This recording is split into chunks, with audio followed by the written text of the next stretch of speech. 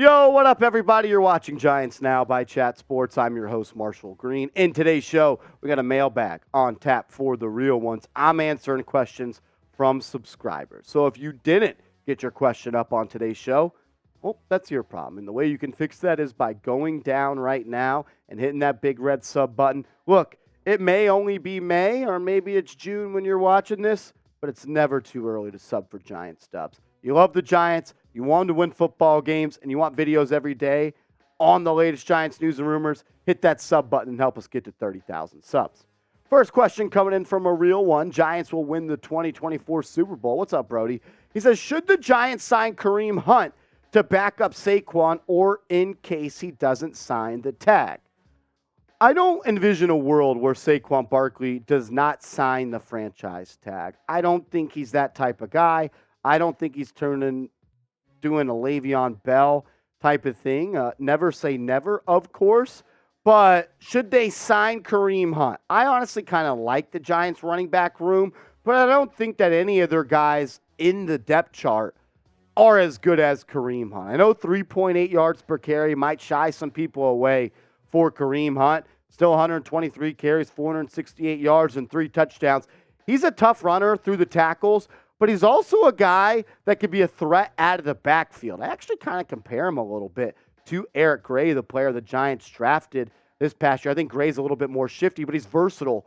35 catches and a touchdown through the air for Kareem Hunt. I think he's a good player, and he's played in that Kansas City offense before. Mike Kafka, actually not sure if they actually overlap, but they played in the same type of offense. But when you look at this Giants running back depth chart, I think the question is, do you think that they need another running back? I like Matt Breida. I like Eric Gray. I don't mind Gary Brightwell and Ja'Shawn Corbin for a young buck. The UDFA has got a little bit of juice. I honestly don't think it's worth it to go out and sign Kareem Hunt. I think Giants have bigger needs. I think they could use another edge rusher, and I don't think that they need to go spend money on another backup running back when they already signed Breida and they went out and drafted Eric Gray. I guess I was in the 6th round. But look, maybe I'm wrong. Maybe you want him. He's a good player. I'm not saying he's not a good player. I'm just not sure if I would bring him in for the price point at this point. I think Giants have bigger areas of need. What do you think? Should they sign Kareem Hunt? Type S for sign or P for pass.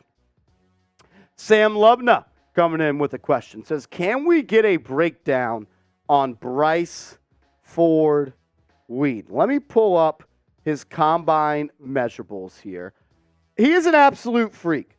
There is no doubt about it. This is someone that a lot of people are in love with, and for good reason, right? He's 6'4", 221 pounds, ran a 4.38 40, had a 41-inch vertical, a 10-foot, 9-inch broad jump, a 3-cone drill of 6.9 seconds, a 20-yard shuttle of 4.15 seconds. He had an 88 athletic score.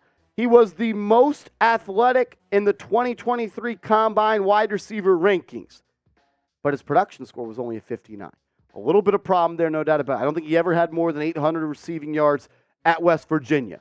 But you see 6'4", 220, and 4.3 40 and 41-inch vertical, you fall in love with that, no doubt about it. Can he be a good player? Yes. Can he make this roster? Yes. But let's not forget, he's a UDFA, and he's going to have to earn everything he's going to get in the National Football League. Giants gave him a good little signing bonus, so I think they believe in him. Only time will tell. I mean, I hope he's a wide receiver one, because that would solve the Giants' problems. But at the end of the day, he's UDFA, and I'm not going to put pressure on a UDFA. But, man, size, speed, measurables, he checks all those boxes. We'll get to more questions from subs coming up in a second. But first, make sure you guys are hooked up with our proud sponsor of today's show, and that is Bird Dogs. Go to birddogs.com and use the promo code CHAT, and they're going to hook you guys up with a free Yeti-style tumbler to keep your drinks cool or your coffee hot here in the summer as the sun starts to act up.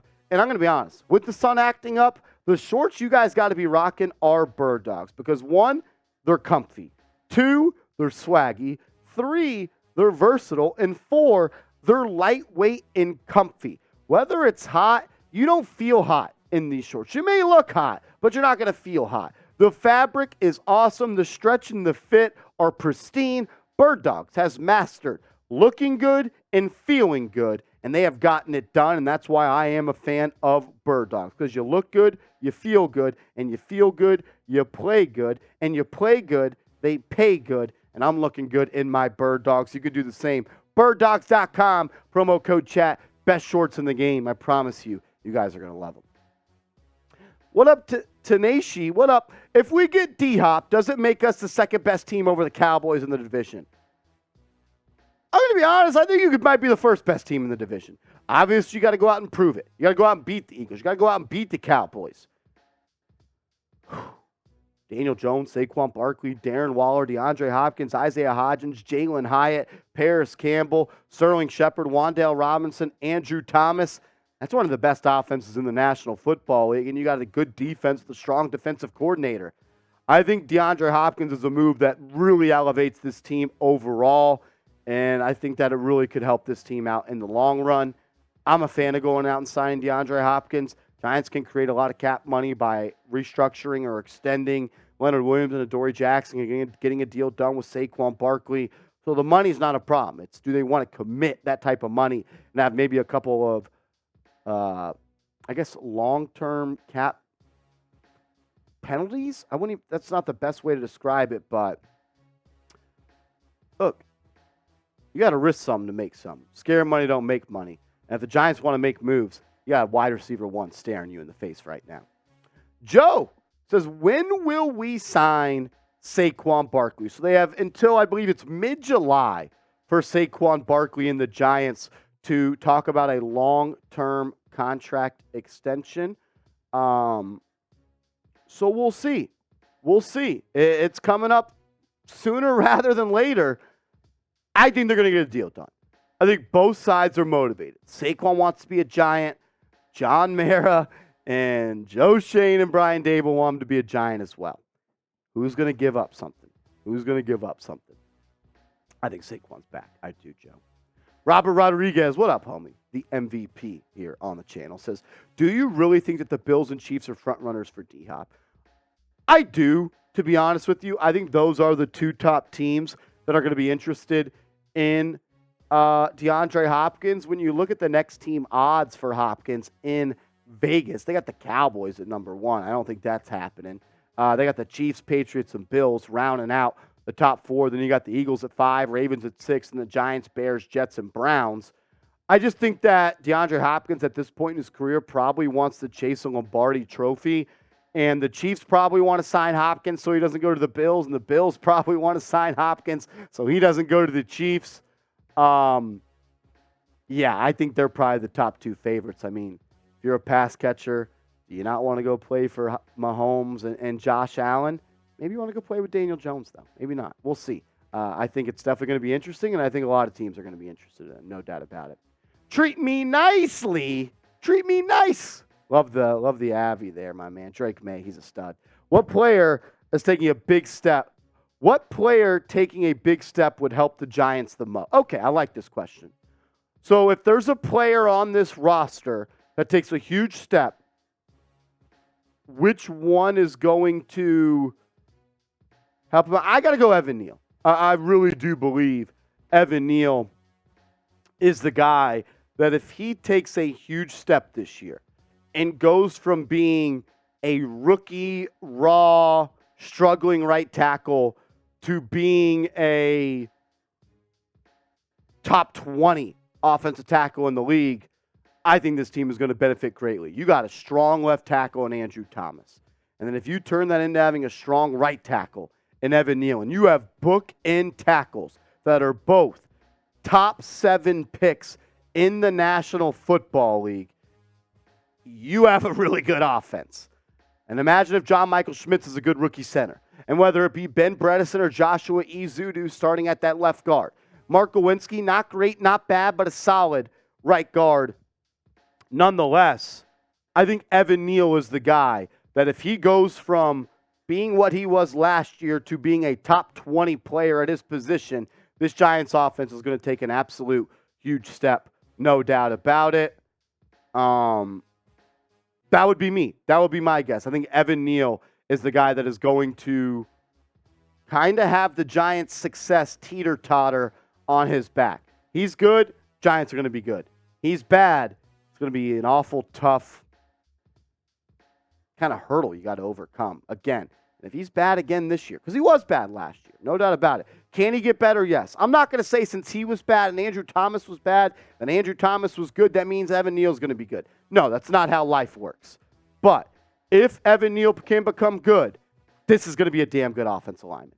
Really is. I'll ask you, though, what is your confidence level in Evan Neal? 1 to 10. 1 being you're not confident, 10 you are. I'll tell you this much. He struggles again. He might be playing guard here in the NFL pretty soon.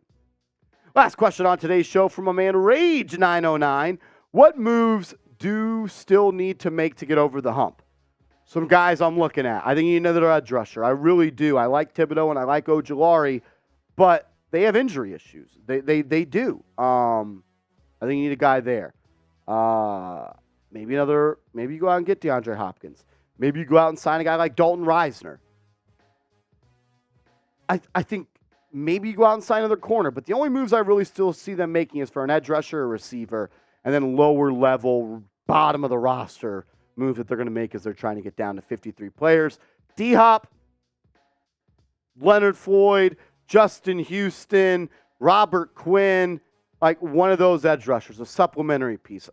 And D-Hop. Go get me D-Hop. Let's go.